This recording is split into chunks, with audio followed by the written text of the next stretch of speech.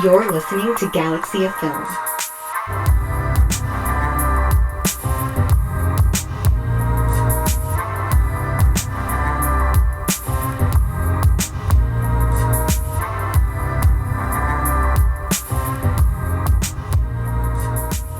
Alright guys, welcome back to the brand new episode of Galaxy of Film. I'm of course your host Max, and I'm joined with none other than my co-host Akari. How's it going, man?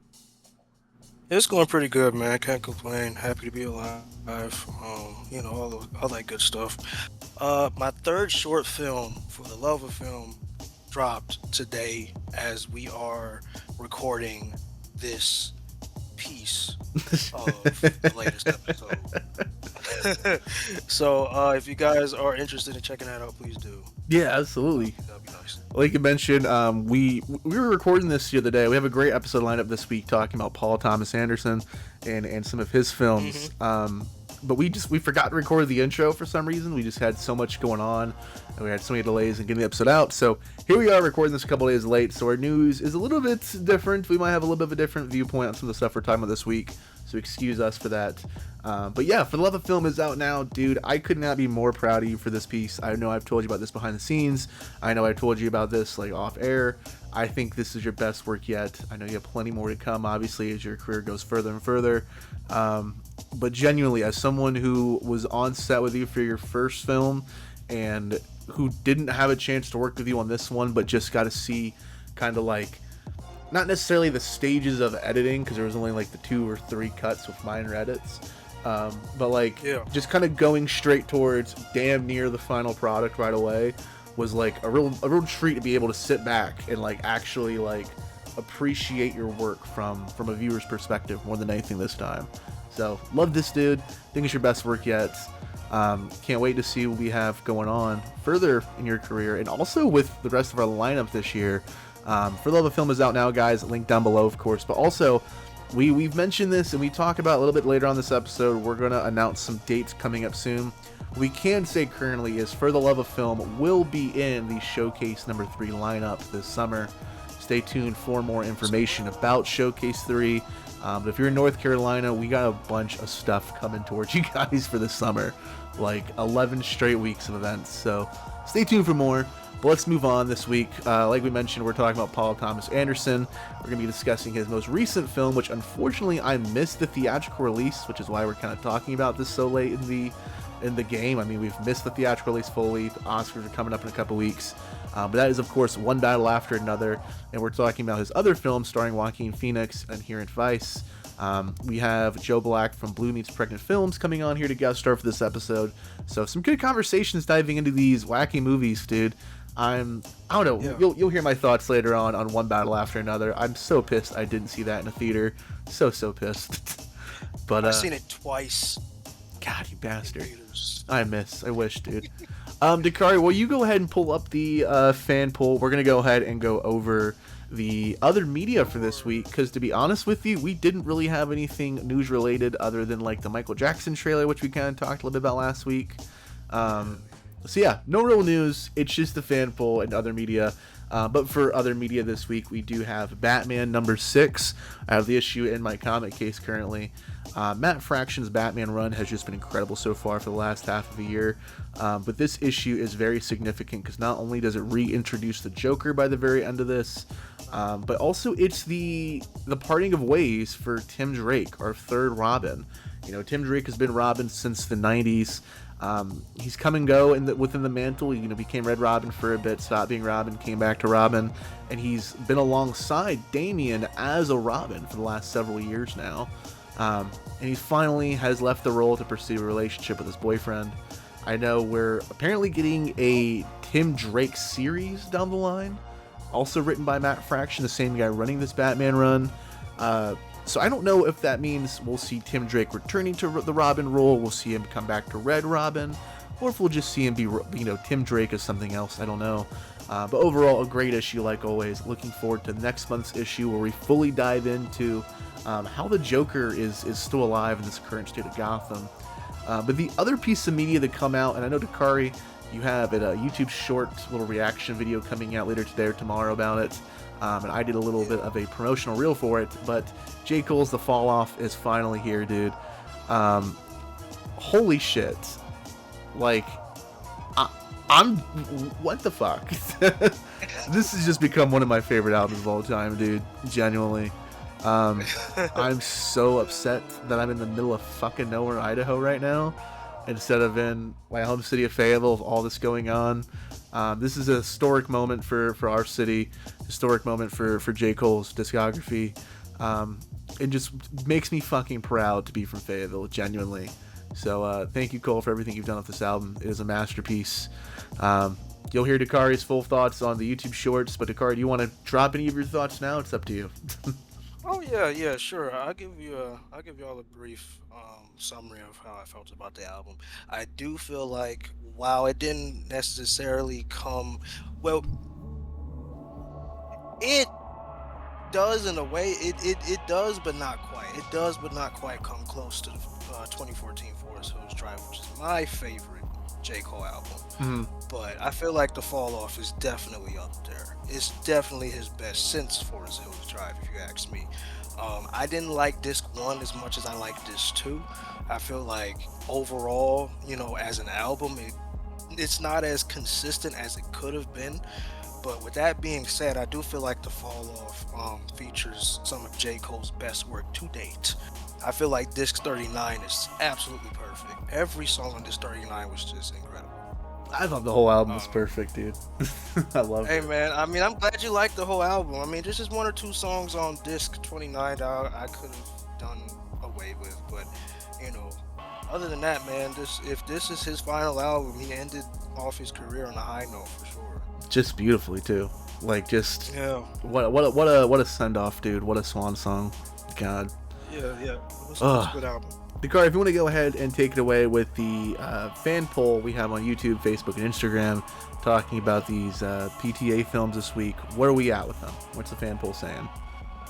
Yes. So right now I'm going to pull up the Facebook poll results. And as of right now, the Facebook poll results are, it's 50-50. 1 vote for Inherent Vice and 1 other vote for One Battle After Another. Okay. That's Facebook.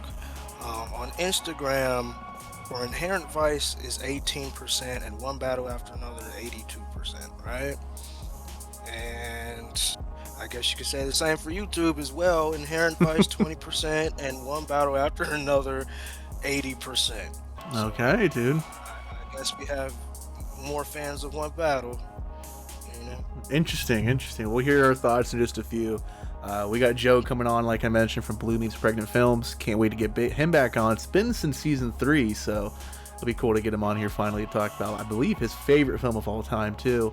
But yeah, guys, we're going to go ahead and take a quick little break, give our thoughts on the films when we come back. We're going to go over our Stream of the Week and our rating system, in case you guys are new to the show. And our Stream of the Week is, of course, brought to you by none other than William Kish. We'll be right back, guys. Oh, hi, Mark.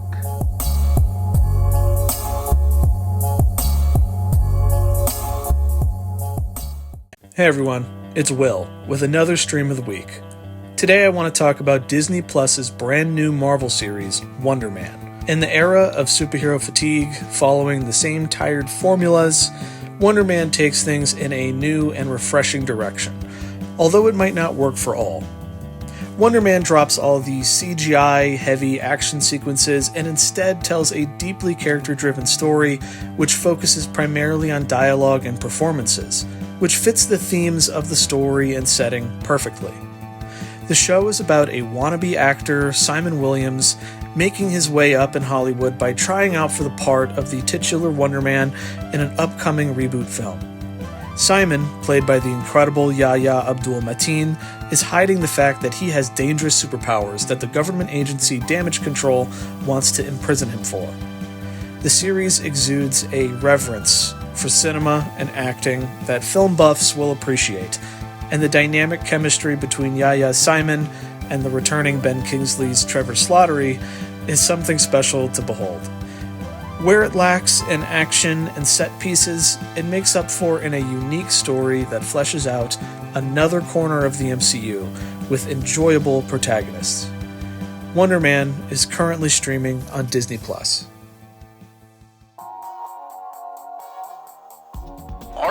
system is inspired by the planets from the Star Wars films. From highest to lowest, this is how we do our rankings.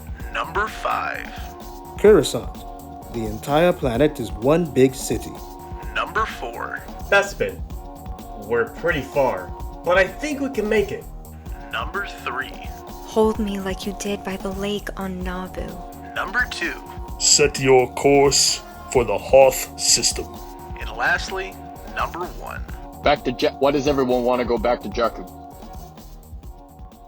Alright guys, we're back from our break. I'm going to go ahead and introduce our guest for this week, returning to the podcast, but making his first appearance here in Season 4. We do have Joe Black from Blue Means Pregnant Films. How's it going, Joe? It's good. I'm very busy, but never too busy for you. Hell yeah, dude. Good to get you back on here, man. It's good to get you back on. And we're talking about some good movies from Paul Thomas Anderson this week, but aren't we talking about, I think, your favorite movie of all time, you said, when I hit you up for this podcast? Hell yeah. On with a bullet. Hell yeah, sweet.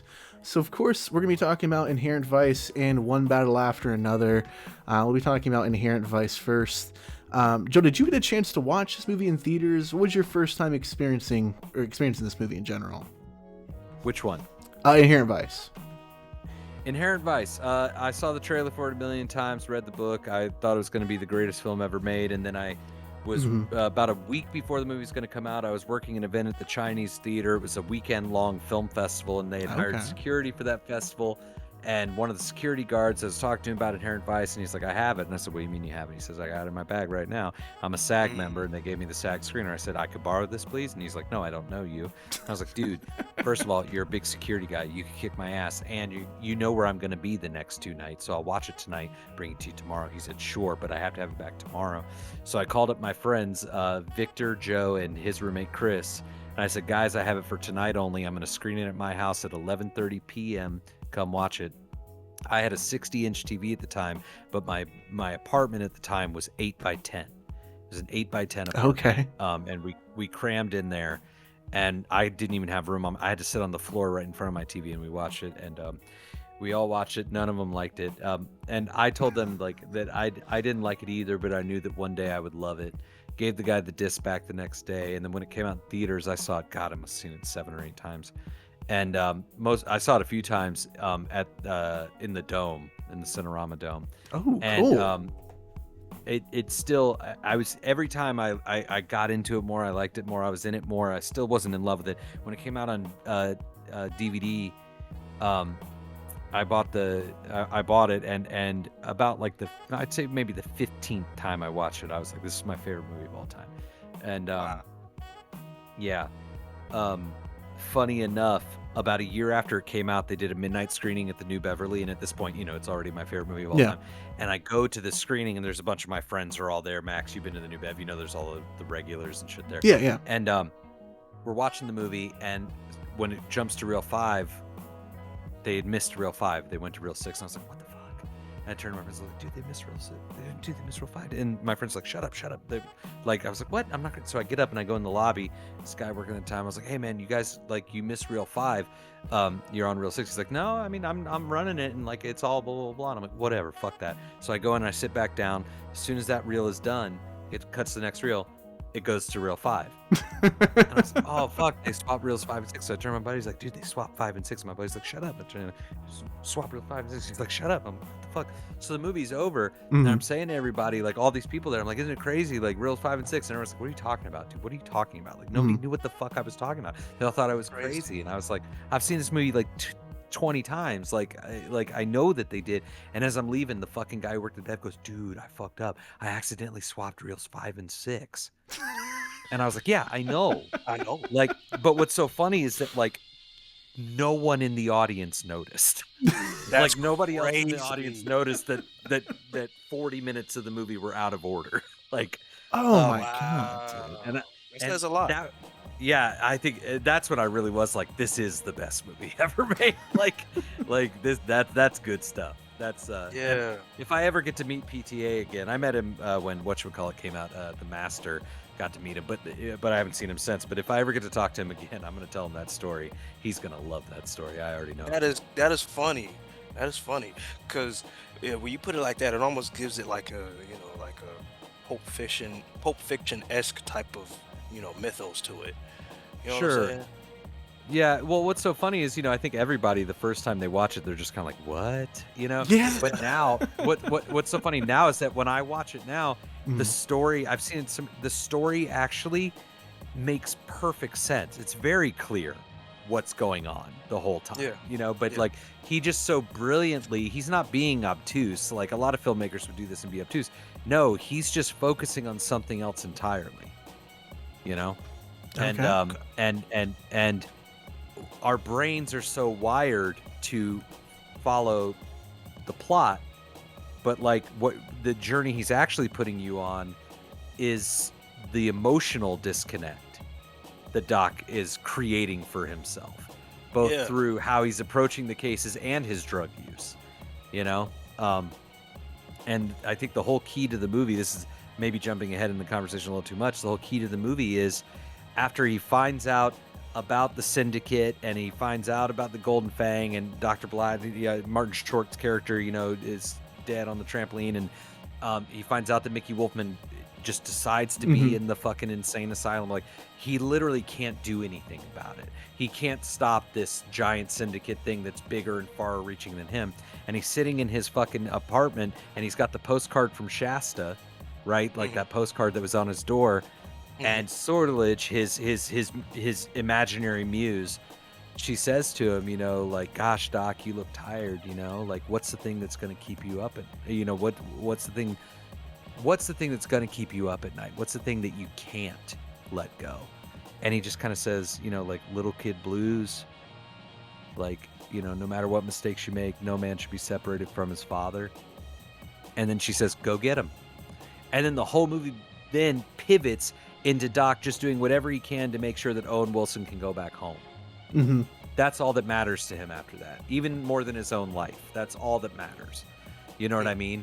And it's, I think, Max, I know you've seen my movie Suffrage enough to know that, like, that's a huge influence on Suffrage, especially.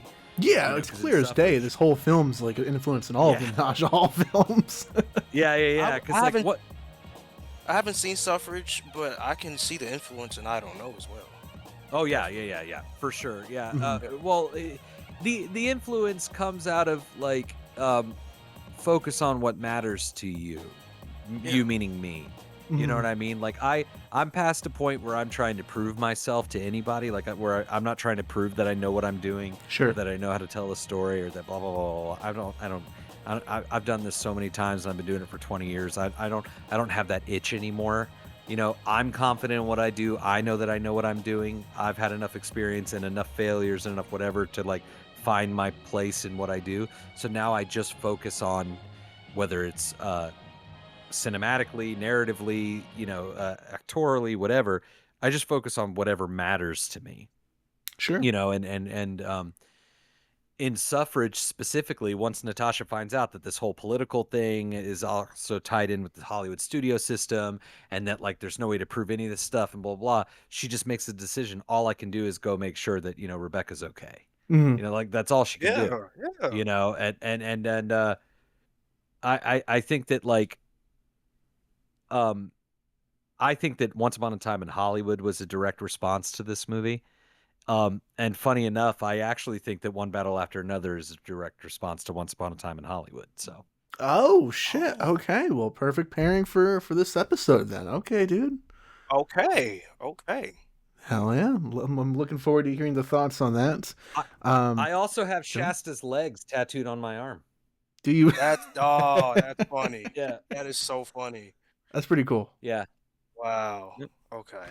That's pretty cool. Dakari, I believe you're in the same boat as me. This is a first time watch for you for the podcast, correct? Yeah.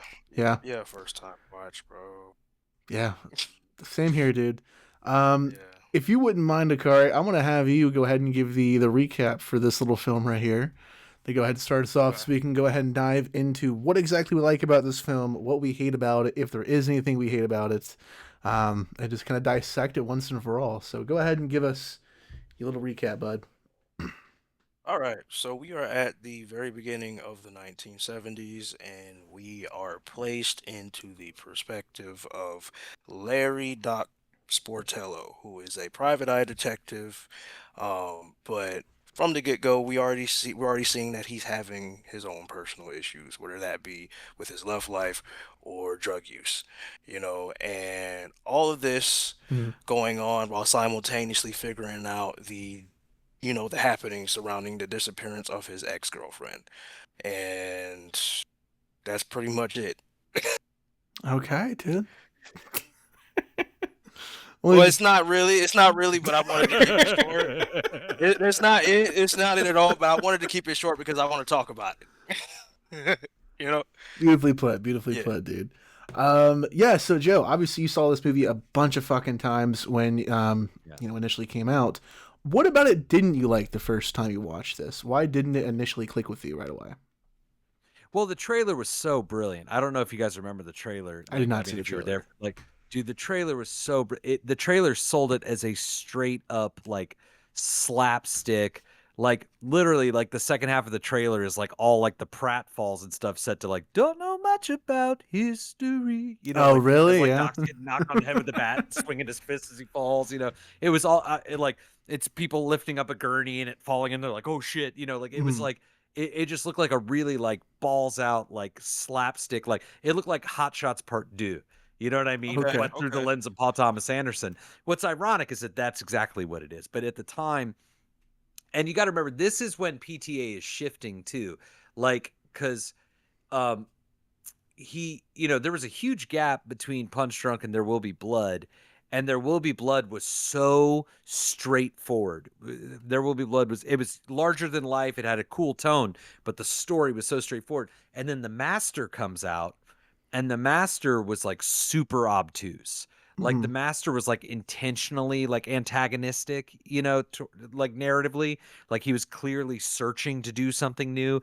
I still to this day don't think it fully worked personally. I just don't. Okay. Even the shots themselves, as beautiful as they are, they're trying way too hard to be beautiful. Fair enough. In my opinion. Okay. But that's fine.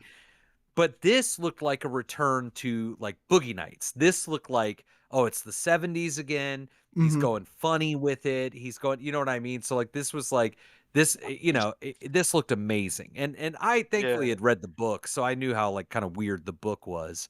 Okay.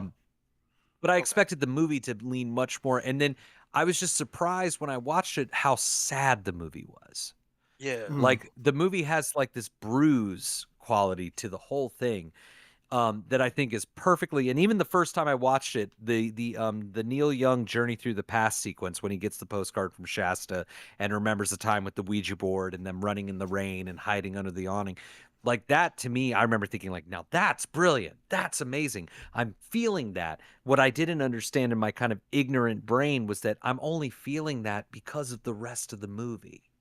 Even though I'm fighting this movie the whole way, it got me there. And 2 hours into it, when that happens, I feel it, I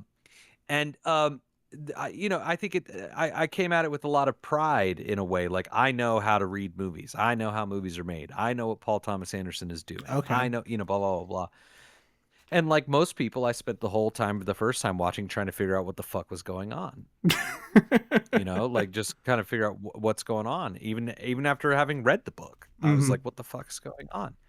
Funny enough, I was just talking about Suffrage, our movie Suffrage, and we had Eric Roberts in that movie.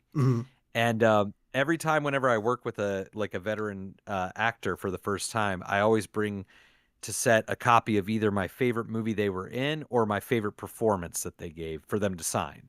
Right? Okay, cool. Okay. And so I brought Inherent Vice with me. Okay. Because I don't have an Eric Roberts performance that stands out to me as amazing. That movie is my favorite thing Eric Roberts has ever been in. You know what Makes I mean? sense, yeah. Best. And that's not to say I don't think Eric Roberts is an amazing actor. He really is. I just mean to say that no performance stands out from the other necessarily. Yeah. But anyways, so I bring it to him, and he says to me, he goes, "Oh man," he's like, "I haven't thought of this, and why? What was my character's name in this again?"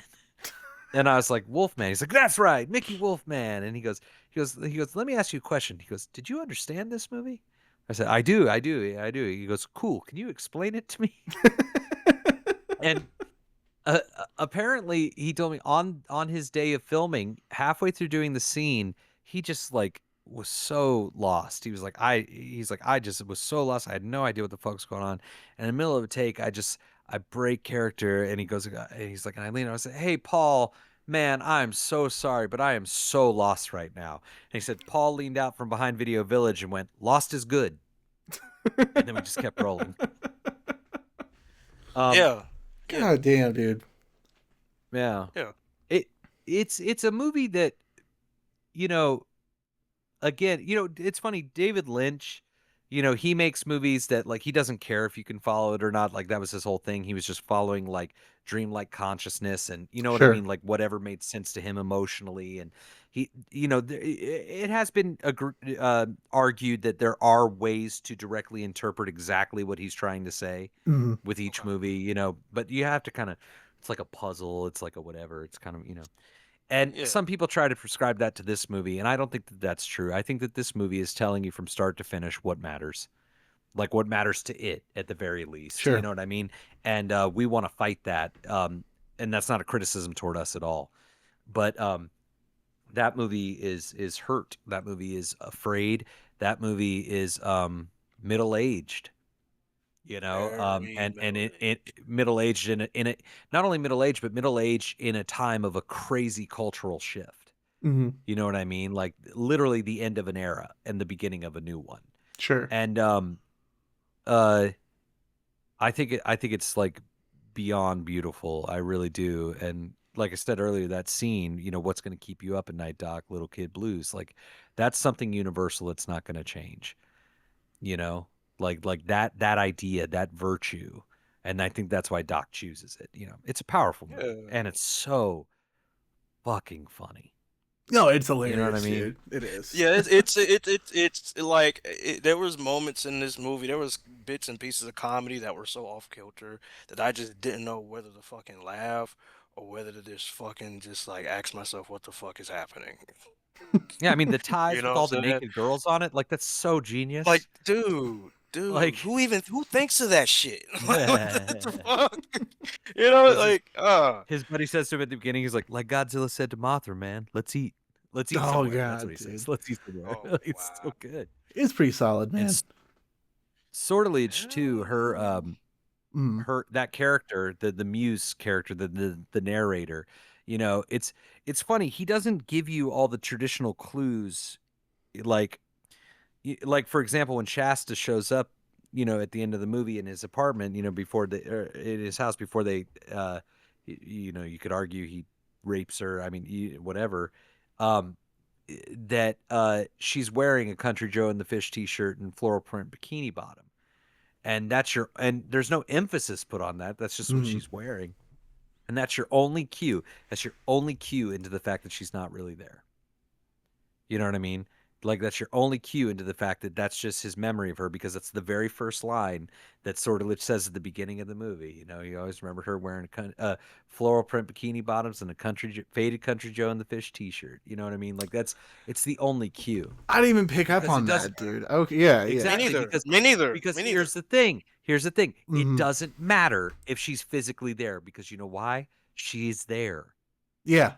You know what I mean? She's there. Same thing at the end, and She's- that's what yeah. he's got to accept, is that she's never gonna go away. Mm. Yeah. You know what I mean? Like it's never gonna go away. How much he loved her, how he feels about her. It's never gonna go away. And you can either resent her for it, or you can be okay with it. You can be okay with the grief, or you can, you know what I mean? And that's what happens with Doc at the end, is that he accepts the grief and he's okay. You know what I mean? Doesn't mean it doesn't still hurt. Doesn't mean that he doesn't miss her, that he doesn't even long for her, but he doesn't have any resentment anymore. Sure. So Damn. it's like, ironically and unironically, she's the heart of the story. Sure. Well, no. She's sort of. He is the heart of the story. Okay, that, You know, okay, no, you know what I yeah, mean by that? Yeah, You know I what do. mean? I do. She's just the focal point Right. of that heart, you know. But it's him, and again, that's kind of what he has to, you know, what he has to take on. Wow, dude. Okay. Great, it's a Wow. fucking Okay. It's unbelievably good movie. it's interesting because I Okay. think, Joe, you gave me a heads up on just focusing on just emotions for this film before watching it. not really knowing what the hell that meant other than just accepting what I feel, I guess, you know? It's weird watching Inherent Vice reminded me of a situation in high school where my best friend at the time tried to like putting me onto The Big Lebowski, and he gave me a very similar warning. And he kept saying like The Big Lebowski was something he didn't understand or like appreciated the first time he watched. But with every rewatch, he kept appreciating it more and more. And I just kind of feel the same way about Inherent Vice, a bit stronger, because I didn't understand really what he meant after watching Big Lebowski for the first time. Like I didn't feel like I missed the overarching plot of that film. You know what I'm saying? So it's just kind of interesting to see that warning kind of echo with this film, and this being one I do need to go ahead and rewatch several times. So they didn't even pick up on that, dude. You're right. Like there's a lot of like subtlety with this film.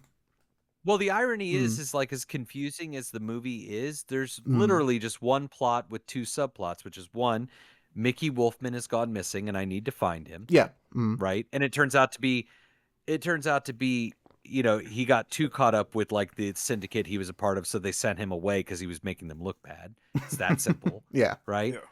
And then simultaneously you've got Tariq Khalil, who all he wants is what he's owed. Right. And then you've got Coy, who is an informant for for one of the head distributors of the syndicate. That's it. It's just that simple. You know what I mean? They just all kind of intertwine. Yeah. You know what I mean? Like, but it literally is just those three things. It's like any typical episode of Star Trek, you know, like an AB to ABC plot line. It's all, it's really straightforward. But The Big Lebowski is a little more crowd friendly. You know what I mean? Because The Big Lebowski has more of a cynicism to it, which I love The Big Lebowski. I do, but it doesn't have this movie. That's the ultimate like thing that takes it from here to here is that there is no cynicism in it. There is no irony in it. It's so bleeding heart sympathetic and truthful. You know what I mean? That like it can have a good time and poke fun without, you know, like submitting to some kind of like higher, holier than thou kind of perspective. Like nobody in this movie is an idiot. Right. You know what I mean? Not even Doc Sportello. You know what I mean? Not even Bigfoot Bjornson. Bigfoot Bjornson, man, he's got it rough. You know what I mean? He's just a confused dude. Yeah. You know what I mean? He's one step removed. What Doc is going through now is something that Bigfoot Bjornson went through 10 years ago. You know what I mean? So yeah, it doesn't have that. And also, God damn it, man, Benicio in this movie. So fucking funny. Oh, you gotta kick him. Well, that's fault. You know, yeah. Just I don't know if you guys remember this too, that it was supposed to be Robert Downey Jr. was going to be Doc Sportello. Oh, really? Shit. And that's the one thing that's kind of interesting about this movie is because Robert Downey Jr. seems a little more appropriate age-wise. So it was interesting at the time that he picked Joaquin, who was still on the younger side. You know what I mean? Yeah. Like, and I wonder how different the movie would have played for people if that middle-aged kind of quality or whatever would have shown through a little bit more with Robert Downey doing it. But, you know, I mean, Joaquin Phoenix, I mean, I think it's one of the all-time performances. And honestly, the main reason I made Natasha Hall was because I met Kat. And Kat, as an actor, is very similar to Joaquin Phoenix. Like, she has a very similar kind of like a wild quality. I had wanted to make a female detective movie for years when I met Kat, but it wasn't until I met Kat that character took shape. Gotcha. You know what I mean? Okay, yeah. So yeah, I think honestly, you know, Natasha Hall and Suffrage both, like we didn't quite nail what I was going for, but I think that She's So Hot, we finally nailed it. And the newest one that we just did.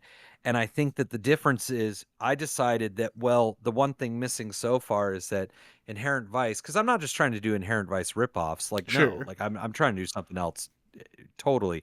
But I realized, well, Inherent Vice is based on a book. And so is One Battle After Another. Much looser, but it is. You know, so what I did was I decided to treat She's So Hot like it was an adaptation of a book. Oh, And cool. I knew that. all of the godlike narration that's in it in She's So Hot, I wrote that as like either the beginning or the ending of every chapter of the book.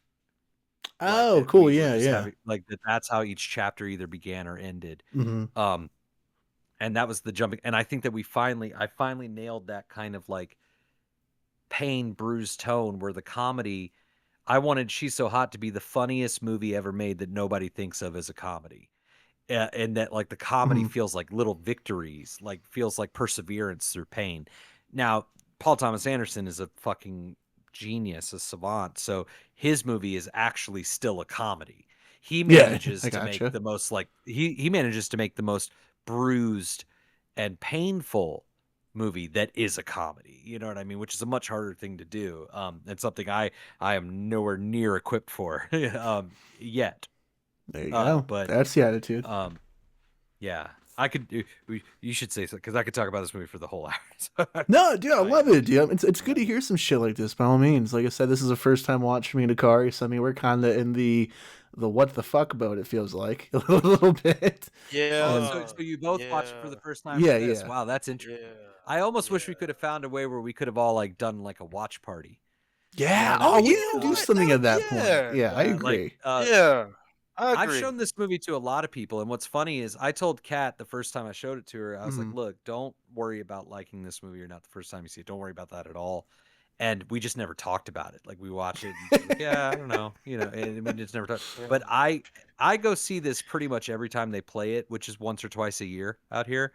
So Okay. she's now seen it like 5 times herself because she comes with me to most of these screenings.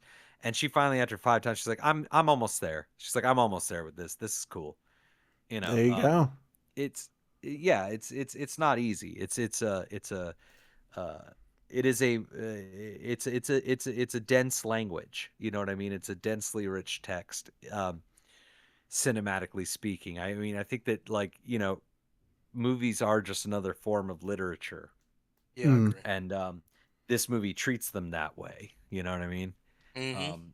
So yeah, anyways. Well, let me ask you this, Joe. Since you have the experience having read the book, do you feel similar about the book as well, or how is that? No, the book is much more, and Pynchon in general is much more like, there's more of like a kind of like wry kind of like kind of quality to his writing. I like Pynchon a lot, but like there's he doesn't have.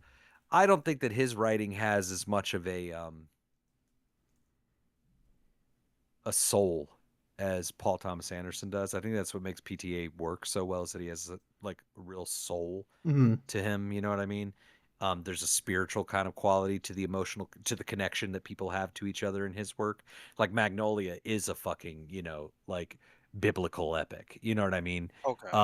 I think that Paul Thomas Anderson is connected to the Force, as it were. You know what I mean? Yeah. Like truly, for lack of a better thing. And I think that's what he's exploring. I think the movie's much better than the book. Cool. I think that One Battle After Another is much better than Vineland, the book. But I love both those books big time. Okay, cool. You know what I mean? Like I'm a big fan of Pynchon, but I think that Paul Thomas Anderson gives the books what they're missing. Yeah. Okay. And Inherent Vice is pretty damn close. There's a whole section in the book where they go to Vegas. They go on this whole Vegas journey that's not in there. But like other than that, it's pretty damn close. Like it's really damn close. Damn, okay. Cool.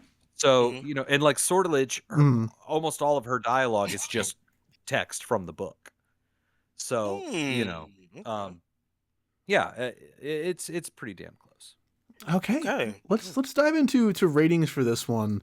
Nakari, I'm putting you up first for Inherent Vice. Where are you at with this one, dude? Man,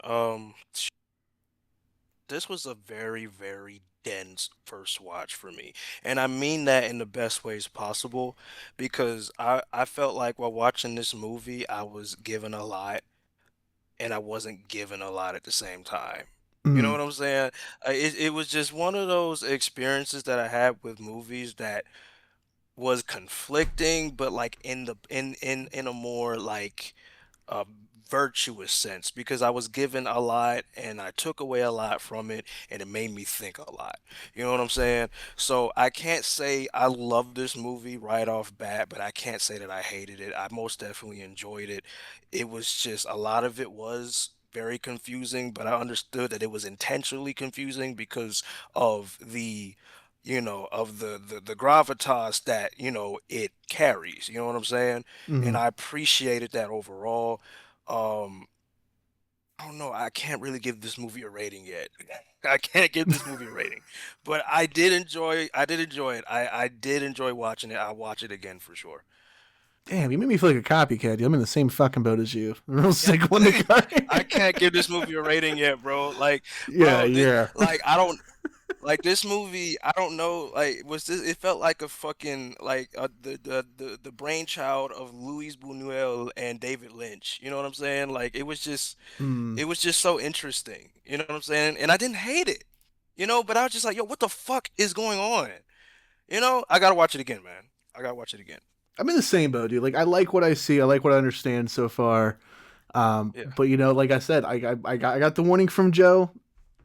I got the same kind of warning for Big Lebowski. I just need to go ahead and watch this one a couple more times too. I feel like, but yeah, I'm in the same boat with you, dude. Joe, what would you rate this one? I'm assuming it's a good rating. I mean, I think your guys' perspective is really healthy. I remember when I saw I saw Gangs in New York when it came out. That was like my freshman year of film school. Cool. Yeah. I saw it in the theater, loved it, thought it was amazing. In fact, it's my favorite Scorsese movie. Okay. Just just barely edging out After Hours. So good. But I've always loved it. It was like back when Columbia House was a thing. I bought the DVDs from Columbia House because it was a 2-disc DVD. They had to swap halfway through the fucking movie. And always a big fan. Seen the opening 100 times. Well, Kat had never seen it. We went to go. It played at the New Beverly 2 years ago or 3 years ago. We went to go see it in the theater, and I like made sure we got there early enough where we were in the front row, like you and I were, Max. You know what I mean? Like I was like, we're doing this, we're doing it right. She'd never seen it, and a movie I've seen 50 times. I'm watching it for the first time about 3 or 4 years, but on the big screen again on film. And I remember when it was over, thinking to myself, can you believe that we rate movies on a scale of 1 to 5? Can you believe that we spend our time making like best to worst lists of a filmmaker's film? Can you believe we like to categorize and type up our thought? Like, can you believe that there has become a culture of like categorizing something so incredibly transcendent? Like, because Gangs in New York famously, like, oh, the production was hell and it was like a patch job and Leo and Cameron Diaz aren't very good at it or blah, blah, blah, like all these things. And it's like, even if I were to grant that, even if I were to grant Cameron Diaz and Leo aren't very good in it, which they're fine. They're not anything special, but I don't think they're not good, I mean, they're not what Daniel Day-Lewis is doing in it, of course, whatever. But like, even if I were to grant all those things, it's like, so what? Did you see that? Did you see that fucking thing? That shouldn't exist. How does that exist? Even if it's just an illusion, how does it exist? And I feel that one of the things I love so much about PTA's work, even the movies of his I don't like, which like I fucking hate Phantom Thread, right? Even still, I haven't seen it. There's a quality to his movies where it's like, what, you gonna rate this? Like, what are you talking about? That's no, fair you know what enough. I mean? Yeah. No, I get what you mean. I think it's healthy though. I think it's healthy because like it's something that like we met through David Rosen's podcast, and one of the reasons I didn't want to do his show when I was initially asked to is because it's like I don't want to sit there and compare this to other works. I think that was the death of movies to begin with, when suddenly everybody thought that they knew what movies were and how movies were made and yada yada yada. You know what I mean? Like this kind of postmodern meta contextualized cinematic world we entered in thanks to Tarantino and IMDb. And I think that Once Upon a Time in Hollywood was Tarantino apologizing for creating that culture. Like he realized that he did, and he spent that entire movie subverting your expectation of what a Quentin Tarantino film would be, only to then satisfy the Quentin Tarantino genre specifics of, with the finale, you know what I mean? Right. And I think that as I'm getting older and as I've seen, I mean, guys, like I've seen, 7,000 movies, man. Like legit 7,000 movies is, and I'm not bragging when I say that. I only say that to say it's like, after you've seen so many of these things, you start to wonder, why have I done this? What the purpose is? And if the purpose is just to rate it or criticize or categorize or whatever, then that makes me the asshole. Fair enough. You know what I mean? Yeah. Like, not saying you guys are assholes for rating, or I mean, I rate shit all the time. Like I saw the new yeah, Dracula. no, I saw the Dracula Luc Besson movie last night. I gave it 4.5 stars. You know what I mean? Like, of course, like I do this kind of thing. Okay. But I mean, so what are your tiers? What's the top one that you guys do? Oh, Coruscant. Yeah. Star Wars planets. Coruscant. Yeah. Yeah, this one's so good. I rate this one Star Trek. That's how good I like this one. Like Oh God, this goes beyond the limitations of Star Wars. You know what I mean? Like this is like dude. this is like boldly going where man has never gone before. You know what I mean? Like that's how I feel about this one. So, but that's kind of how go ahead. No, please say what you were gonna say. Okay, that's kind of how I feel about The Last Dragon. The Last Dragon is my favorite movie of all time. Hell yeah. Yeah, that it's there's this it's a very spiritual movie. You know what I'm saying? Like, because on the surface level, it's just like, oh, it's just this cheesy 80s martial arts movie. No, there's just so much more to it. You know what I'm saying? It's speaking to a culture that people were ignoring and an age demographic that people were ignoring that they didn't think would respond to the cultural and the ritualistic importance of the history of martial arts and the history. It's all about it's literally Fiddler on the Roof by way of Bruce Lee and Crush Groove. It's speaking. And then what's funny is that Ninja Turtles is actually very similar. You know what I mean? Mhm. And I think that had Bruce Leroy as a character kind of been discovered after post Ninja Turtles having its boom, I think people would see it in a different light. I agree. So there's only one other person I've ever met in my life whose favorite movie is The Last Dragon, and it was my high school English teacher, Miss Rouse. Oh. That was her favorite movie until Diary of a Mad Black Woman. Then that was her favorite movie. Well, Diary of a Mad Black Woman is decent for what it is. All right. It's decent, What's your lowest rating for that? No, I'm just kidding. I'm just kidding. I like it. I'm just kidding. Let's go ahead and dive on into One Battle After Another. That is, of course, PTA's most recent film. This just had like a huge release over. I think you might have gone to one of the screenings at the Vista, correct, Joe? Because it just had like a historic run over there in California. Mm-hmm. Yes, that's yeah. It wasn't my first time seeing it, but I did see it at the Vista in VistaVision. That's fucking cool, dude. Unfortunately, where I'm at, they decided to go ahead and pull movies after a week for whatever reason if they don't agree with them. I don't know if they even watched this movie after now seeing it myself. So I didn't get a chance to watch this in theaters, unfortunately. Dakar, you saw this several times in theaters too, didn't you? I saw it twice in theaters. Twice? Okay, gotcha. I saw it Two twice. battles after another. Yeah, and then I watched it for a third time when it came out on digital with my mom. Okay, cool. Yeah. Cool. So yeah, dude, let's go ahead and dive into this thing. Dakar, would you give us a very brief recap on this one too, real quick? Sure. Okay. So we are in the 2020s. We are not in the 70s. We are in the 2020s. We are in current times now. And right now we are concerned with revolutionaries and revolutionary groups and people bringing justice, rightfully so, where they need to be held, right? But then it's just like you got revolutionaries, mercenaries, and children. You know what I'm saying? And those three dynamics being involved in one situation. And those three dynamics, they tend to collide in one battle after another. Mm. Dude, I am just thoroughly upset I had to watch this on HBO Max of all fucking places. I genuinely, dude. I also don't realize or don't remember whenever HBO Max started adding commercials back into watching films compared to just TV shows. I just wanted to rip my fucking hair out that I didn't get to see this in the theater. Genuinely, dude. I really regret it. I wish I drove over to Spokane to watch this thing. And I know it's something that we have been talking about in the Galaxy of Film group chat the last few weeks. And we've kind of talked on this. We've kind of talked a little bit on the podcast as we're gearing up and planning our top 10 episode for last year. It seems like kind of like everyone's top 3 of 2025, at least within our group chats, like Sinners, Mighty Supreme, One Battle After Another. It's in my top 10. Not in my top 5. It was in my top 10.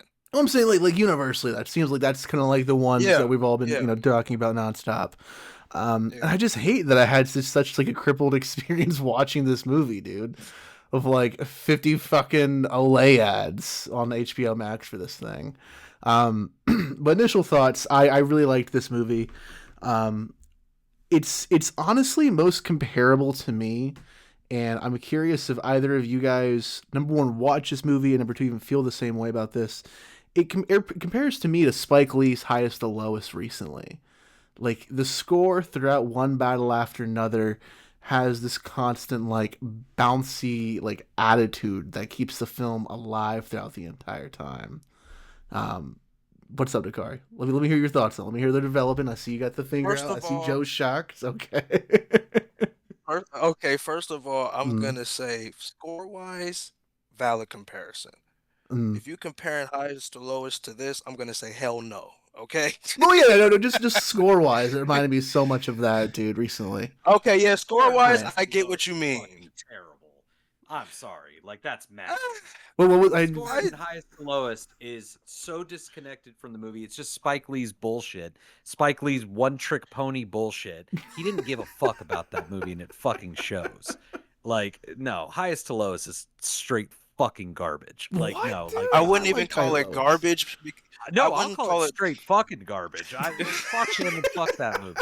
He didn't give two shits about it. He did not take one drop of that sincerely. He just reached into his stupid bag of tricks that were somewhat interesting 40 years ago and created a cynical, stupid, like, the fact that you've got the fucking guy who plays Mayhem in those fucking insurance ads and they make a reference to Mayhem, the gun, like later on in the movie, like when he's talking about, this is my insurance policy, call it Mayhem. I'm like, get the fuck out of here with your stupid, like, dicking off. You just wasted a bunch of people's money and time. You fucking scumbag. I hate that movie so much. How dare you, sir?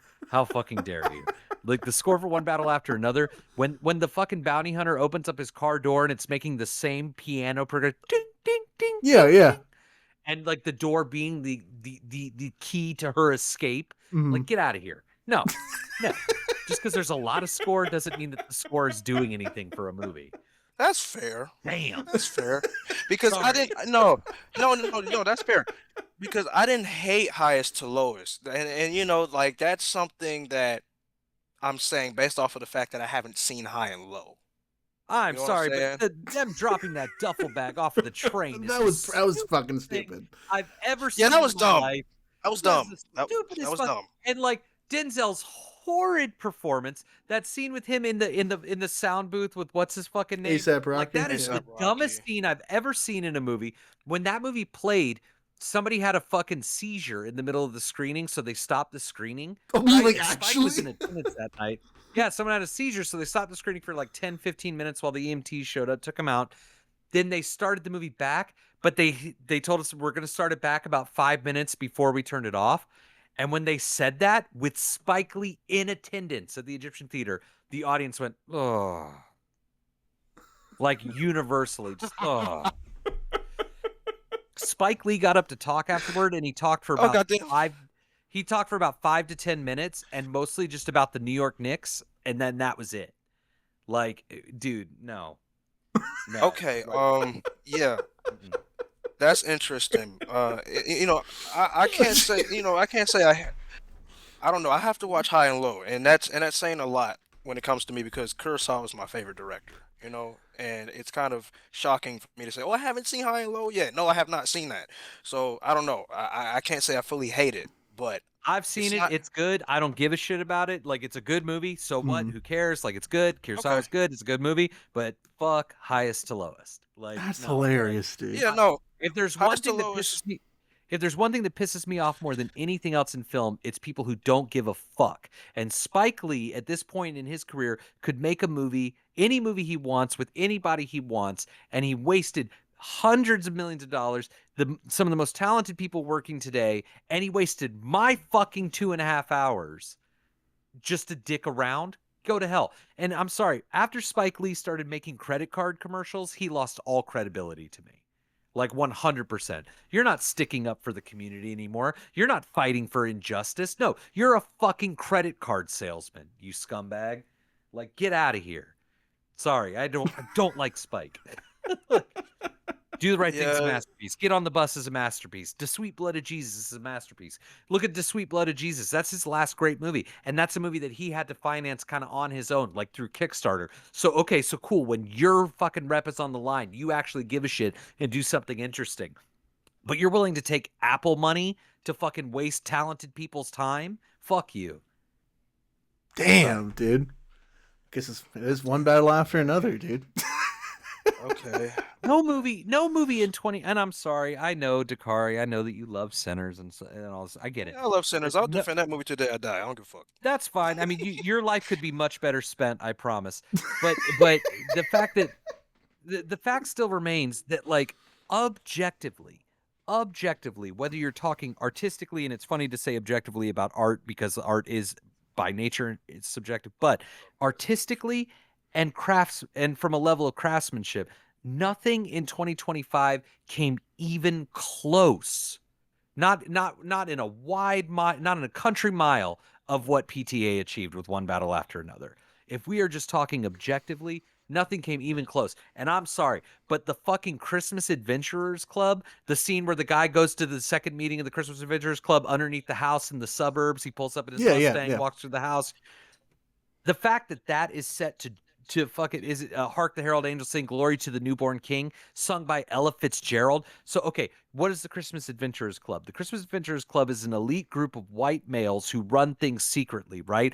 Under what they think are the ideals of what matters, right? And their ideals of what matters are Christmas, though, through the corporate lens, the lens of Santa Claus, Hail Saint Nick, sounding a lot like Satan. Like, it's literally the bastardization of the ideals. It's the godless, soulless version of what America was founded on, right? So ironically, PTA scores that guy entering the fucking suburb place set to a black woman singing a gospel song about the birth of Christ, the thing they're all fucking ignoring with their Christmas Adventurer perspective. And then what does he do? As soon as the song ends, he knocks on the door. And what does he knock on the door instead? Jingle bells. Like, fucking brilliant. Nothing in Sinners came even that fucking close to being like that brilliantly laid out about the racial dynamic in America and the loss of value system and the dehumanization of poor than that moment. And he did it in 90 seconds. Like, he nothing did it in even his own close. way. He did it in its own way. It's not even in his own way. He did it more directly. He did it funnier, and he did it quicker. He wasted less time. He did not bury the fucking lead. You know, like, no, and One Battle is not a perfect movie. Like, Chase Infinity, she's not very good in it. She's fine. She says her lines and doesn't bump into nothing, but she does not inspire in the characters what she needed to. Like, her performance, she doesn't have, like, when the fucking bounty hunter dude gets out of his car to go fucking to go save her at the end of the movie or whatever, like, they had to do the shot of him watching her run away to even make that make sense to us, because she inherently doesn't have that kind of spirit, doesn't have that soul, doesn't have that presence or that humanity to her performance where you would want to fight for this child, where you would do anything to protect the innocence of this kid, where you want to foster the good that could be corrupted in her spirit. She doesn't have that as an actor. She fucking, again, says her lines, doesn't bump into nothing. She's beautiful. She's whatever, but she's not perfect. And for a movie walking that high of a tightrope, she had to be perfect. So again, it's not a perfect movie.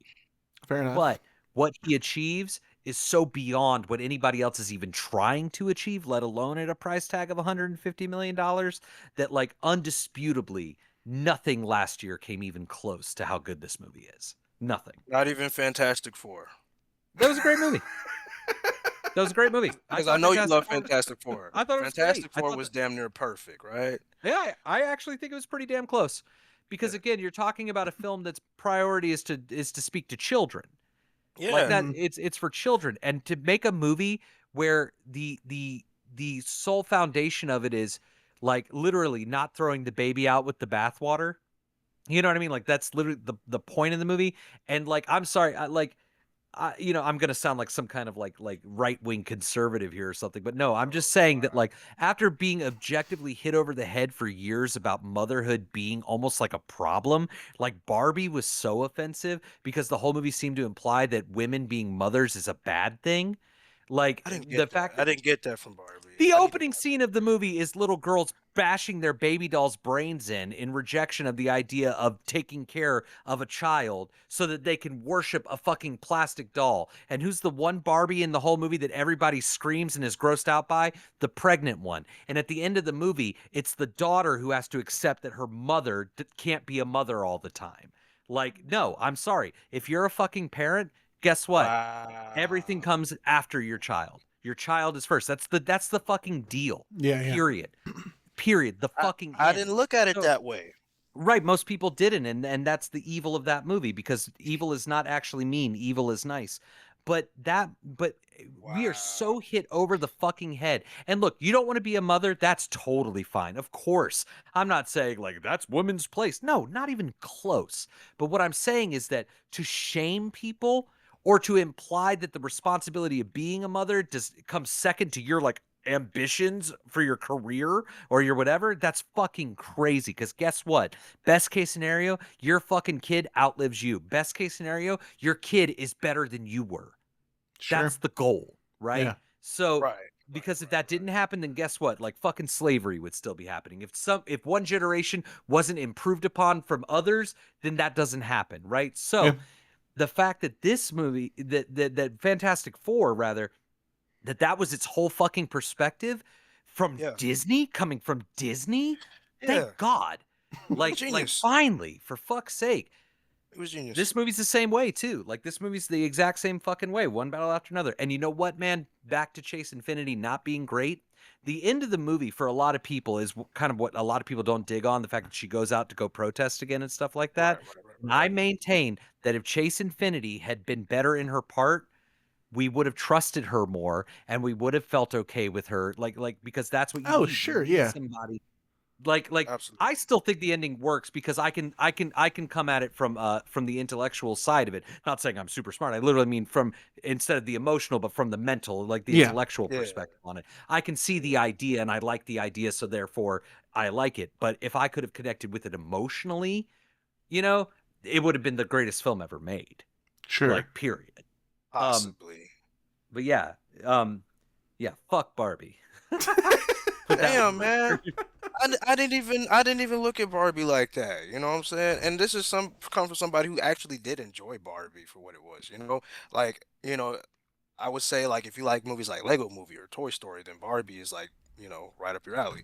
But I didn't look at it the way you do. I think Toy Story I think Toy Story was the worst thing to happen to American culture that could have possibly What? because it's very good. It's a very good movie. Mhm. It was innovative. It was the first. And it's shockingly good. Sure. But Mhm. think of what it did to every fucking child. It told them your possessions can matter as much as your best friend. And in fact, your possessions are arguably better friends than your real friends. As the years go by, our friendship will never die. They're literally talking about his connection to a doll, right? And so it is no wonder that my generation, because my generation is, is the first generation to like take on the Toy Story, kind of perspective. Yeah. It is no mystery now that my generation is the generation that of man children and Arrested Development adults who collect pop doll figurines and create Comic-Con, make Comic-Con the biggest thing on the fucking planet, and make cosplay the number one thing that people like to do. And like everybody now thinks that they're a nerd because even though I'm a grown up, I still like Iron Man and Harry Potter. And it's like Toy Story did that to us. Like Toy Story fucked us. It's true. Toy Story fucked us. Like, and of course, it's not just Toy Story. It's a lot of other things, but like, no, like, but see, again, though, that's what I'm talking about, man. To me, true evil is not mean. It's nice. Mm-hmm. You know what I mean? And the worst kind of evil is well made. The worst kind of evil, you could even argue, is good. Um, I actually saw Barbie at a test screening. And guess what? That audience didn't laugh fucking once. And a guy who I was sitting right next to during that fucking test screening was like, yeah, that wasn't any good. And then when it came out, I saw on Letterboxd he gave it 5 stars. He's like, I don't know what was wrong with me that day, but this movie's really good. Now, I'll tell you this. It's the same movie that I saw 4 months before it came out. It's the same movie. They didn't change anything. Same movie. All right. That fucking guy, no offense to him, he bought into the hype. They knew how to sell it to you. They knew how to pressure you. And I'm not saying that everybody got tricked into whatever. I'm saying the hype machine is what people were responding to. And that's not a condescension to people. Like, they wanted to enjoy it by that point. They created an environment where the idea of enjoying it was enough to enjoy it. You know what I mean? And again, I'm not saying they're so stupid they fell for it. No, I'm saying that they responded accordingly. Mm-hmm. You know what I mean? Barbie was a nightmare scenario for me. Like, when it came out, I could not believe the response that movie got from people, because I saw it as pure evil. Damn, pure evil. Wow. Dude, the fucking corporation in it, the fucking Mattel people Mattel in it. Mattel is in it. Mattel is in the movie. Yeah, and what happens at Mattel? At first you think, oh, they're trying to put her back in the box and blah, blah, blah. But no, what happens? They end up going there because they actually care about Barbie. And it doesn't matter that they're making more money with their Ken doll promotion things. What matters is the integrity of Barbie. It's like, oh, I get it. Motherhood bad, corporations good. Got it. Damn, God, Joe, on a surface level, it might appear to some that you have like a hot ass take, dude. But I'm always so fascinated to hear the rest of it. Genuinely, like, you come in here swinging, and I fucking love it, dude. Genuinely. Did. Whew. God. Okay. All right, we were talking about One Battle After Another. It's a great movie. Yeah, let's get back to One Battle, please, because we getting distracted. Let's get back. No, you guys are good. Before we get ready to wrap up and talk about our final thoughts on this film, Dakar, let's go over a couple of things you like about this movie, because you got to see this on the big screen and compare it to me on a fucking 70-inch at home. Yeah, I seen it twice on the big screen. The first time was an early screening on my campus. I currently go to Savannah College of Art and Design in Atlanta, and we had a early screening of it. And at first, first reaction, I was like, okay, this is a great movie. I did not like how they sidelined Tiana Taylor and Regina Hall, and honestly, that's literally. That issue still persists to this very day. You know what I'm saying? And that's literally my only issue with the movie, is that they sidelined those characters. You know what I'm saying? Because they were built up to be like such central characters to the story. Like, Perfidia is, the literal mother to who supposedly is Leo's daughter. Right, and then Regina Hall's character is literally used as like somewhat of a scapegoat for what's her name, Willa's safety. You know what I'm saying? So I felt like those two characters were very important to the story, and then for them just to be sidelined was just like, what the fuck? Okay, it just felt kind of weird to me. I don't know, it just felt weird. But that's honestly like literally the only issues that I have with the movie, because everything else was done so well. Everything else was articulated really well. What do you mean by sidelined? Like, define sidelined? Like, we just, like we see them, and then they have their moments in the movie, and then next thing afterwards, they're never seen or heard from again. And it's just like, I understand in Perfidia's sense, it makes it in Perfidia's defense, it makes sense because of what happened. You know what I'm saying? Because of what happened. So, I mean, of course she had to, flee and find somewhere else to go because of what happened.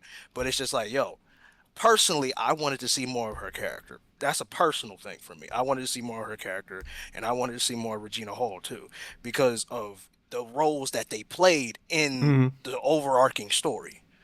Do we have time for me to kind of give my take on that? Oh, god damn. You could say no. You're good. We got like another 8 minutes to wrap this episode up. Keep but it you're short. good. Keep you're it good. short. Let's Keep do the it take short. on it. I just love that you have to cock and load it though. Well, I mean, I'm sorry, but the whole idea is that the problem with protest culture is that it's become like a game, or like sexy. It's become like people protest so that they could be the one who protested. Like everybody, I it's a agree. hero Yeah. complex. Most people are just trying to get laid. They're trying to virtue signal. They're trying to whatever. Perfidia Beverly Hills is evil. Like, she's pure. They literally design her to look like the devil. Like, notice her fucking eyelashes, her singular Yeah, I've eyelashes, noticed that. literally creating I've noticed that. horns. It's because the evil got to her. You know, her mother, who's like protesting's in her blood. The irony of that scene is that her mother is saying this in an opulent, beautiful home with crystal chandeliers. Like, yes, we're fighting for injustice. No, you're just a fucking punk. You are just, it's sexy. It's literally sexy to her to fight the revolution. She has no integrity. She has no fucking like moral compass. And when one is literally inserted into her life with a fucking child, she has to reject it because she refuses to have one of those because it's all about her. The whole revolution. She even says to fucking Ghetto Pat when she first meets him, "Don't let me down." Mm-hmm. What do you mean, don't let me down? Aren't you there to save other people, you fucking bitch? Like, damn. So then Regina Hall's character, conversely, is sincere, does mean what she's doing, does fucking care. And guess what? To make her character like exciting, sexy, dramatic, whatever, to do anything with her objectively in that movie would have been a complete and total betrayal of why she's in there. Because you know what? Real sacrifice is not about you. Real sacrifice is not about what you get out of it. Real sacrifice is not about what they write about you in the history books. No, real sacrifice is doing it because it's the right fucking thing to do. No matter, even she gets betrayed by the kid. She says, "Do you have a fucking phone?" But she knows that's a fucking kid. The kid doesn't fucking get it. And she sees it through all the way to the very end, right? Right. And her end is unsung. It's not glorified. She just fades into obscurity. And that's the fucking reality. But you know what? She's the best goddamn character in the whole fucking movie. She is. I agree. And I agree. She should be nominated for the fucking Oscar. And her kind of performance is the kind of performance you needed from whoever you got to play Willa. And so again, to have done anything more with Regina Hall's character would have been a complete disservice to what's so important about what he's saying with those two characters. Both of them being key black women in the story, I think is very important. And both of those key black women being the two key influences on Willa, I think is very important. That's why at the end of the movie, when Willa kills, it's defensive, not offensive like her mother. So, and again, that's why when she goes off at the end, why Leo isn't concerned. He doesn't make her tell her that he loves her because he can trust her, because she knows what she's doing. She's doing it for the right reasons. The revolution that she's joining isn't even about her. She's literally going to help out another one. You know, she's willing to drive 3 hours to go help, not to go like be cool and have a squad and whatever. Like, it's not what it's about. That's why he just lets her do it. That's why he lets her do it, because after and he knows how to use a he knows how to use a fucking iPhone. My buddy Lewis talked about this on David's podcast, that like at the end of Rear Window, when she's reading like the magazine, he thinks she's reading like, you know, the journal like about his whatever, but then she like drops it and it's her like little like Vogue magazine underneath, you know? It's the same thing. He knows how to use the fucking iPhone. He's just like being the old dad for her. He's playing that part for her. You know what I mean? Like, he trusts her. It's all good. It's the best Leo's ever been in a movie. No contest. Oh, I agree. I love his performance. This was a great performance. He's got too much ego to be a truly great actor. Like, again, I think he's on the level of he's reliable, says his lines, doesn't bump into nothing. Sure. But 2 or 3 times he's really excelled. One of them was Once Upon a Time in Hollywood, where Quentin knew exactly how to use him. But I give all the credit to that to Tarantino. And then this one, I actually give all the credit to Leo. And his monologue where he talks about, "I never learned how to do her hair," and then fucking Benicio's line where he says, "Don't go dark on me, Bob." The way that Leo just responds, "I won't." He should win the Oscar for that alone. So for that one moment alone. That's fair. I won't. So good, dude. That's fair. That's fair. I agree. I think I this would is. still say. Go ahead, Dakari. Go ahead. I would still say my favorite performance from Leo is Rick Dalton. Well, yeah, it's such a great character. I mean, you know, Rick Dalton. I mean, he's Rick fucking Dalton. You know what I'm saying? Ghetto Pat, though, I don't know, man. Ghetto Pat's pretty fucking cool. Bob, I mean, he's pretty fucking good. I don't know. I agree. Where he's like Grand Wizard Benjamin Franklin. It's no good. His fucking solid, dude. I don't know. I hadn't seen very many films where we're dealing with just like paranoid stoner specifically. So I appreciate that kind of character in a film like this compared to just something where it's like extreme drug use consistently. Because as a paranoid stoner myself, it gave me something to relate to finally in a character like that. But yeah, dude, I'm surprised one thing we haven't mentioned yet. I know we got to get ready to wrap up this episode. But god damn, the tension you feel during that last highway sequence, dude. I can only imagine watching that on an actual screen compared to my fucking television with a commercial break in the middle of it, dude. Whoever organizes the ad placements at Warner Brothers for HBO stuff, it needs to be fucking fired, dude, because that's atrocious. There's no way in hell Whatever, that you scene. cheap bastard. Pay for ad free. I'm not paying for shit. Point being, I'm using someone else's account. Obviously, Point being, but you're gonna complain when they. So you want to play by their fucking rules, and you're gonna complain when they make them? No, I'm sorry. That's on you, bro.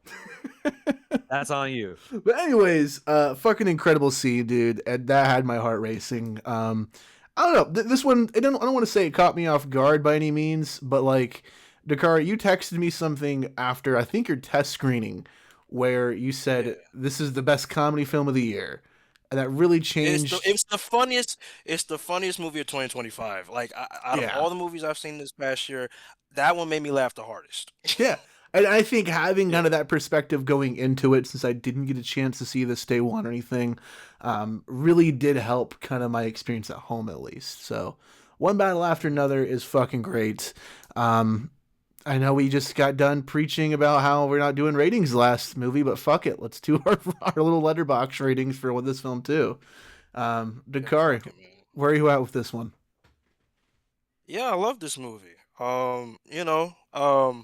I still personally have those flaws and qualms with it because I definitely wanted more screen time from them since they were such integral characters.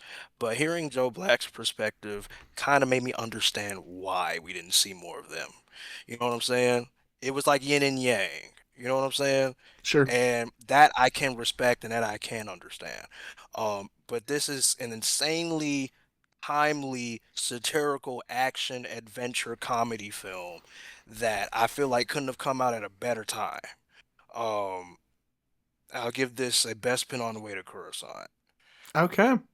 Hell yeah, dude. For me, mine is also best man on the way to Coruscant. I wish I saw this a lot earlier, honestly. I'm still torn whether or not, what it ranks for me in terms of a top 10 of last year, which of course we'll talk about in a couple weeks. I still have time to process this. Maybe even watch it a second time, ad free this time though. But I think one of the things that also caught me off guard with this viewing was Del Toro's performance. Oh, he was great. I haven't watched too many Del Toro films, dude. Like within the last several years, other than a couple of Wes Anderson performances, like his most notable thing for me was Last Jedi. I fucking hate him in that film. So I don't know. Oh my god! I hate Last Jedi, dude. DJ, don't join, you fucking clicking bastard. I can't stand that fucking character, dude. I have a parody of that character in my film Obscenity and Profane, actually. That's fucking crazy. Dude. Watch it he was again one at of the best 35 characters. and see what you think. He's one of the best characters in that entire movie. All right, guys, this is where we're wrapping up the podcast. Fuck that, dude. I think Benicio del Toro is the greatest living actor. I think he's got all the best things of Joaquin Phoenix and Nicolas Cage without any of their trappings. I think that he should win Best Supporting Actor. I also think he should win Best Actor for his performance in The Phoenician Scheme. I think. Oh wow! I don't think that there's a better living actor than Benicio del Toro. He's not my favorite, but I think he's the best objectively living actor. I also would argue that the ending to One Battle After Another is not tense. When I watched it the first time, going through the fucking hills, I didn't realize until almost the very end of it. Oh yeah, we're in a chase right now, because I think he's doing the opposite of building tension. Those are the waves. Those are the waves that you could take your breaths in. That's the whole problem with the world right now, is just breathe. If you just breathe and take your time and learn to ride the waves and breathe as you ride the waves, you can come to a solution. I agree. Like you can come to a solution and you can better defend yourself. That's what Benicio tries to impart to her the first time we see her when she's doing her fucking form. And he comes up to her and he goes, "You're not breathing. You're not breathing." And then she has to do it again. The end of that movie put me in a total zen. And only then is she able to. It's the opposite of Hitchcock. It's the opposite. It's brilliant. It's so beautifully constructed that, like, dude, so what? They're after you. Just ride the wave and you'll figure it out. Ride the wave. Like, don't give in to the tension. Don't give in to the chase. Don't give in to the suspense. You know what I mean? Yeah, I feel you. Yeah. Like, what? So what was this rating you guys gave it?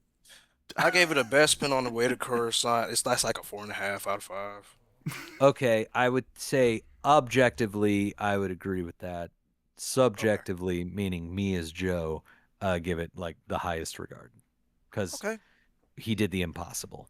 The movie shouldn't exist. Fair enough. I agree with you. I agree with you. Yeah. You know, I feel like along with this movie and I'm sorry, Joe, Sinners and then Doom Part 2, I feel like within the past 2, 3 years we gotten three of what I like to call contemporary blockbusters. You know what I'm saying? Like because when Doom Part 2 came out, Doom Part 2 was such a revelation to me. You know what I'm saying? Because somebody who not grew up, but somebody who read Mhm. the source material and the way they deconstructed the source material, I And was. got it wrong. God damn it. I'm sorry, they got it wrong. Thank Like you, they got dude. it totally wrong. Like They got it wrong. They got it wrong. 100%. Of course they Okay, did. okay. Fuck it. We gonna talk. That's another conversation for another time. But I feel like one battle after another is the third contemporary blockbuster that we've gotten because I love the other two movies and how they deconstructed tropes and themes and all that good stuff. And I feel like one battle after another did the exact same thing, but on a larger scale. You know what I'm And saying? funnier. And a funnier scale. And a funnier Oh, scale, jeez, because dude. the marriage of tones in that movie are seamless. You know what I'm saying? Like everything about the movie works. You No know, matter what the movie is, we want to have a good time. Like exactly. that's why Send Help was so brilliant, man. Send Help is a fucking good time at the movies. You know what I I gotta mean? see Like that's that. I gotta see that. oh, dude, it's a fucking riot, man. You walk out of that movie going, fuck yeah. You know what I mean? That's why people liked Wolf of Wall Street, even though it's not very good. It's just like they had fun watching it. You know what I mean? Right, right. Bring fun back to movies. Don't Batman Begins ruined everything. Like seriously, bring fun back to movies. Like, no, I don't want to know what a realistic Batman looks like. That's stupid. Like, you know what I mean? Like that's like the Okay, dumbest idea I could imagine. Like, no, okay. bring fun back to movies. Every movie could be fun. So Like, I period. guess you didn't. I'm guessing you didn't like the Batman either. The Batman? I think the Batman is like embarrassingly bad. God damn it. When Quentin Tarantino did his little rant Uh, about Paul Dano, I said, "Welcome to the club. Meet the president, me." shit. Like I like 80 fucking takes, and that's the best you can Uh, do. You fucking warthog. Like get out of here. Like you suck. Um, God damn. I saw that movie on the same screen.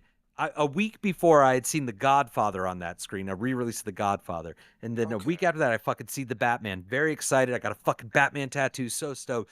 Same run time. And I'm like, you guys like this? You think this is good acting? You think this is a good use of time? You think that's a good chase scene? What the fuck? My friend Lewis gave the best review for that movie I could ever imagine. He gave it half a star, and his review just said, "World's greatest detective, LOL." Oh man. Like he couldn't even speak Spanish. He got his Spanish wrong in that movie. Like get out of here. Like that Oh movie fucking fuck me. bites. Dude, Batman Oh. versus Superman is the best Batman movie since 2012. Oh, okay. Since 2012. Batman movie?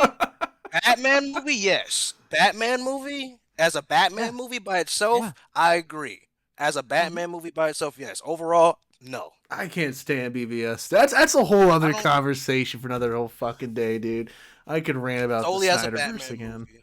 I agree. The As a Snyderverse Batman fucking movie. bites, but Batman versus Superman fucking slaps. Oh, I fucking hate That's a that good movie, movie. dude. It's just Same thing with so. Dark Knight Rises. I think Dark Knight Rises is fucking terrific. I think I the agree. other two can bite the big one. I like Dark Somebody Knight a actually- lot. I like Dark Knight Rises. I don't like the Dark Knight as much as I like Batman Begins. I just inherent Batman Begins to me was I truly mean it when I say that was the death of movies.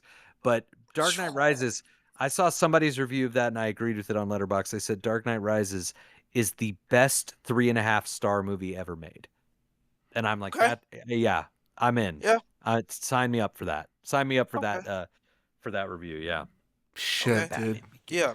Batman Begins is my favorite Batman movie. I'm sorry. I get it. love I Batman get it. Begins. 9/11 fucked us up. I get it. Like I understand that after 9/11 we lost our romanticism. We lost our joy. We started to resent the dreamlike state that we were in, and we tried to bring everything down to our level of resentment and fear and misery and cynicism. I get it. So the idea of making Batman realistic, I understand the impulse, but it's the artist's job to say it never wasn't real. Batman was always real. Like that, like, and worse than that, Christopher Nolan then takes the language of cinema and eliminates the emotional, subjective perspective and creates an entire film that is made up of information. You've seen this kind of scene before. You know what this shot means. You know what this sequence means. This key scene I could point out, Deckard sliding down the hill, about to fall off the mountain, unconscious. Batman jumps to save him, right? Catches him last minute. They go over the edge. His little things catch the end. He goes, ah! And then it cuts halfway through his scream to the next scene. You go back and watch that. I think that it's 21 seconds, and I think there's a total of 32 cuts in 21 seconds. And each shot is just a new piece of information, never allowing you to emotionally take in what's going on. It's just telling you what's happening, even to the very end. Once you understand that they went over the cliff, that it was painful, that he'd saved him, it just cuts to the next scene. You don't get to actually experience the movie. You're just being given fucking information. It's the beginning of content at a blockbuster level. And I get, you were what? What year were you born, Takari? I was born in 2002.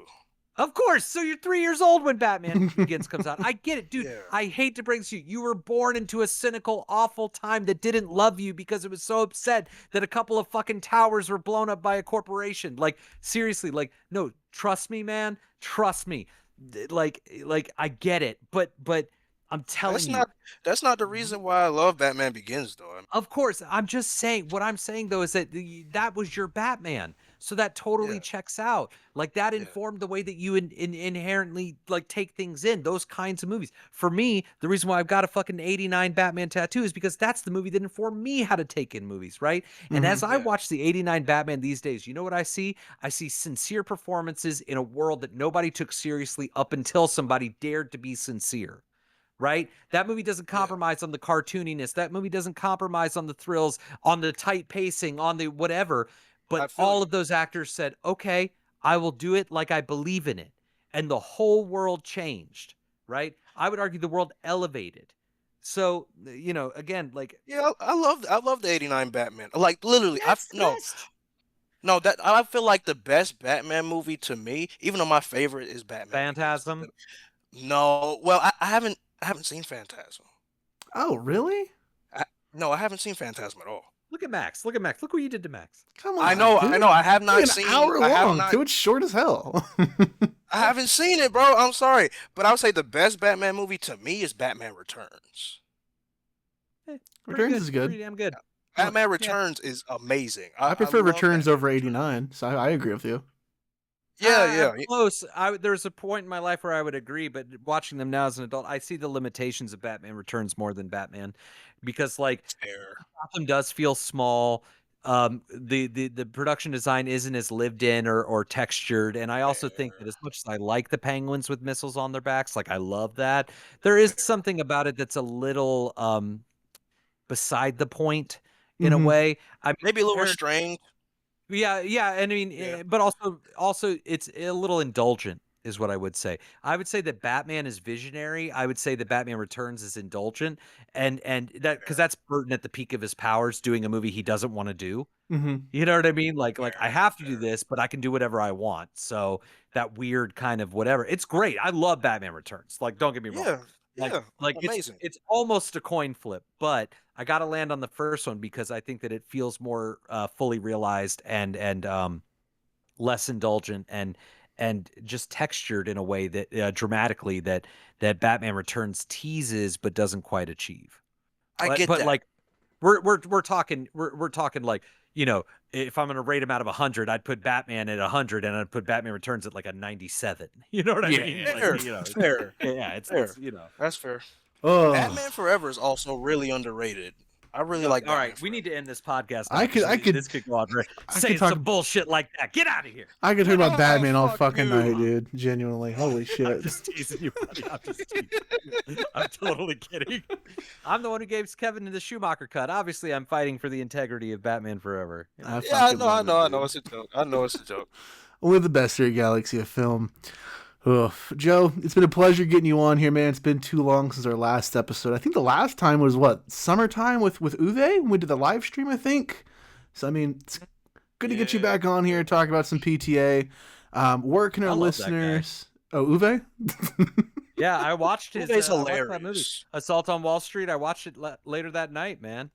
It was fucking sick. I like that movie a lot, dude. I heard that was his best movie. I heard it was. It's legit fucking dope. And it had Edward Furlong in it. You know, who knew? Ooh, Hell yeah, dude. Hell yeah. But where can our listeners find you? Where can they find Blue Means Pregnant online? All that good stuff to keep up with what you're making, Joe. Yeah, Instagram. My wife is a genius and runs our social media. Not me, because I'm terrible at it. But Instagram and Facebook, Blue Means Pregnant Films. And we partnered recently with Millman Productions, and we're helping make movies for them too. At this point, we got a few movies coming out this year. We've got I Don't Know is finally coming out. She's So Hot is coming out. Yes. We've got a couple movies coming out on Blu-ray this year. We've got The Yellow Bellies and a movie called Hate Horses are both coming out as well. Those are older titles. And then for Millman, we've helped produce. We helped make a movie called Jeffrey Dahmer, about the spirit of Jeffrey Dahmer going into a killer doll that Max actually helped out on when he was visiting here in town. That's coming out. I play the title. Cool. I play Dahmer. I am Dahmer. And then we got another one coming out through Millman Productions, a movie called Badass Bear that'll hopefully be coming out this year. It's a big year for us, actually. So we got half a dozen releases at least, and we're making at least 2 more features this year that we're already on our way to do. So you'll be hearing a lot from us if you follow us online. So. Hell yeah. Links down below, of course, guys. Make sure to go ahead and drop a follow to Blue Means Pregnant. Be sure to go ahead and follow us all across our socials, too. And next week here on the podcast, Dakari, we're reeling it back a little bit, looking in at a new Disney Plus special for the return of The Muppet Show. So we got some exciting stuff to talk about next week. Yeah, you haven't watched it yet, Joe? You haven't watched The Muppet Show coming back? I didn't know it was. Oh, well, it's back, dude. I have. I'm not even. I'll believe it when I see it. Like that, man. I've never even got into the Muppets like that. I love the fucking Muppets. I love the goddamn Muppets like so much. And that last Muppet Show was so bad, and like so bad. And I really didn't like the Jason Segel one. I liked Muppets Most Wanted, and I really liked their Lady Gaga Art Pop special. That was fun. But like I love the goddamn Muppets, but I don't know, man. It's back on Disney Plus. These are all words that to me are just like strike one, strike two. No, I understand, dude. I get it, but it's fun. Yeah. It's fun. You'll hear our thoughts on next week here at Galaxy of Film. But yeah, we got some good stuff coming up for you guys. More episodes coming soon. More films dropping soon. February on Valentine's Day, Dakari, dropping For the Love of Film. A lot of good stuff dropping, dude. Stay tuned for all of our listeners. Appreciate you guys for sticking around for so long. This is episode 256, I believe, which is crazy that we've come along this way. I know, dude. Fucking nuts. But thank you guys so much for sticking around. If you enjoyed the show, please consider leaving us an iTunes or Spotify review. It truly does help with the show much more than you can imagine. And we'll talk to you guys next week. Bye, guys. Peace.